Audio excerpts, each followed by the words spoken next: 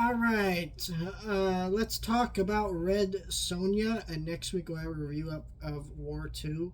Um, yeah, whatever reason, one of my theaters was showing War 2 like today, and none of my other theaters had the movie listed until they finally post their showtimes for this weekend. And luckily, I found out the theater I work at is going to show that, but I won't be able to see it till next week.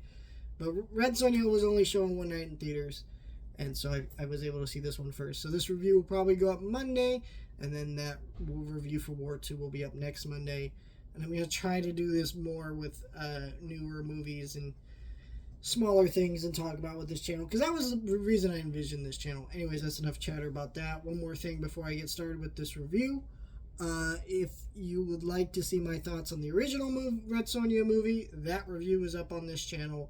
And yeah, now let's talk about this movie. So Red Sonja is a little bit of an interesting movie. So I should say up front, I've never read a Red Sonja comic. It's not that I wouldn't like to. I honestly, it's one of those characters that's been around so long, I just don't know where it starts. So if anyone is a Red Sonja like super fan in the comics or whatever, drop it in the comments down below. Because I am interested in checking her out. I kind of got some basics, seen some images of the comic and stuff, but I don't really know a whole lot about that. So I'm not like an expert by any means, but Red Sonja is a weird character because she's most famous for being in a movie that did not even really feature her as the main character for portions of it. Yeah, Arnold Schwarzenegger was in it as Conan the Barbarian, even though he wasn't actually playing Conan in that movie because they gave him like a different name, but he's really just Conan. And those characters, Red Sonja and Conan, intertwine in the comics like all the time. So it's kind of a weird thing. And, you know, they haven't made another Red Sonja movie since the 80s. And I guess this movie has been in production now. They've been trying to reboot it for a long time.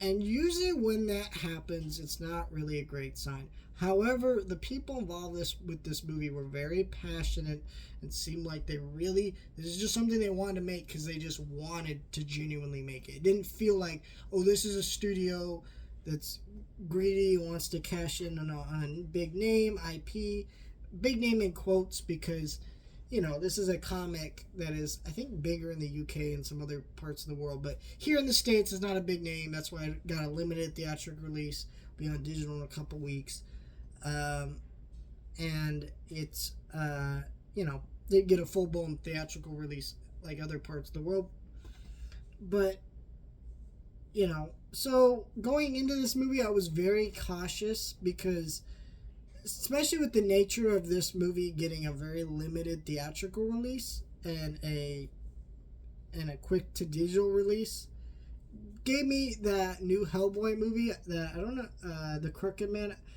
that none of you probably have watching this video have seen, and if you haven't seen, not missing much. You know, if you really like Hellboy, I guess check it out because it's an interesting movie, I guess. But you know, so I kind of got the vibe that this movie was going to be like that, where at worst it'll be kind of just direct to video level bad, or it'd just be like that Hellboy movie. It'd be direct to video passable. I didn't really have high expectations for this, and then sitting in the theater by myself until two people finally came out 15 minutes into the movie, I didn't really know whether or not I liked this movie. And I am here to say I really liked this movie, shockingly.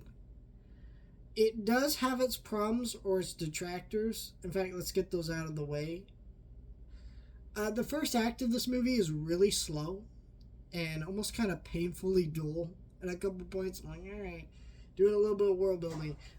But once you get into that gladiatorial arena and they start getting to some of those action scenes, that really picks up and the movie gets significantly better.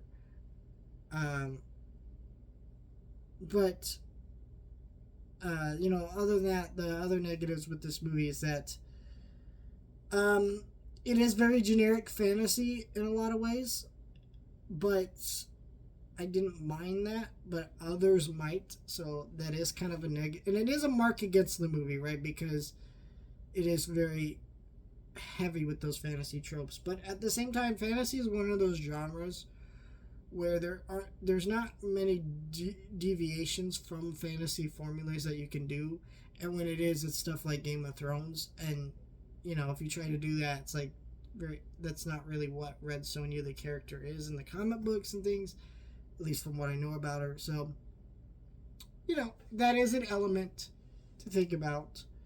If and also this movie is very much made on a lower budget than a lot of Hollywood movies.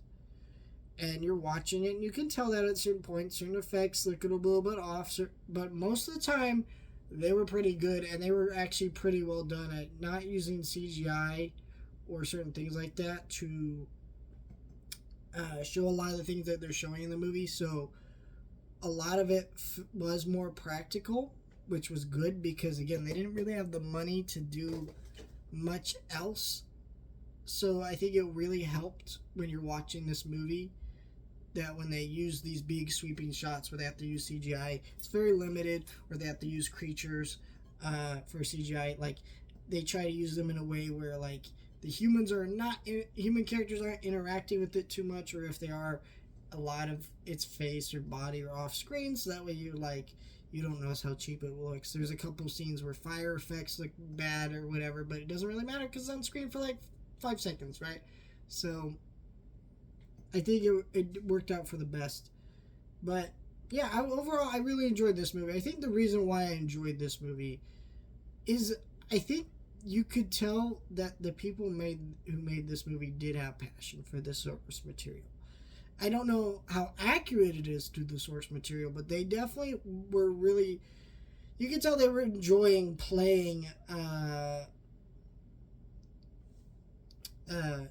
with this character and this world and doing this story about this woman who just wants to go home and ends up leading a rebellion and helping these people regain their freedom and their kingdom and all this stuff. And it was really powerful stuff that I thought was very good. And, in a time where I guess in America we're dealing with a lot of people who are still afraid to rebel against a tyrannical king. Joking a little bit, but not really. It's nice to see a movie that says, yes, rebelling is the right thing to do. Standing up for others is the right thing to do. I mean, obvious stuff, but just thought it was something nice.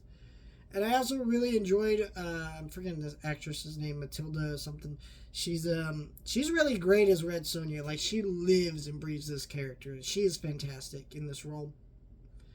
I also think it was funny that they did acknowledge that Red Sonja's outfit is kind of sexist. So if you ever seen the Red Sonja character, she wears very limited clothing. And she's a character that has to be in like these action sequences in these battles. And she's thrown into this gladiatorial arena in this movie. And she's getting stuff from this like kind of armor guy or, and she's like, hey, I need armor. And he gives her like, basically like, I don't know what you call it, but like a bra and some metal underwear, I guess you call it. I don't know what you call it, but whatever. And she's like, how this will protect me? He's like, no, but the crowd will love it. And so, as the movie goes on, she actually gets more armor that actually makes sense for someone who's a warrior and fighting and all this stuff. But in the scenes where she's like, I thought that was a funny thing to acknowledge. And I felt like it kind of did need to be acknowledged because if you don't, know. Like, Red Sonja is a comic book character, I think from the 50s, or could be earlier than that. And she, was designed that way. And it kind of is a sexist trope that a lot of characters are designed that way. It doesn't really make a lot of sense if you sit there and think about it, right? And so it was really funny that they acknowledged that in such a cheeky way that I thought was actually funny and added something to the movie. I don't know. But overall, yeah, I thought this movie was really fun. And I think if you like Red Sonja, if you like the Conan the Barbarian movies from the 80s, this is basically a modern 80s fantasy version of Red Sonja. It's kind of what you would expect, just on a lower budget, lower scale. I imagine if Hollywood made an actual real Red Sonja movie with real money and budget, it would be about this, except effects would look a little bit better, and probably you would have actors in it that you recognize a little bit more. But at the same time, this one's pretty damn good. I actually really enjoyed this.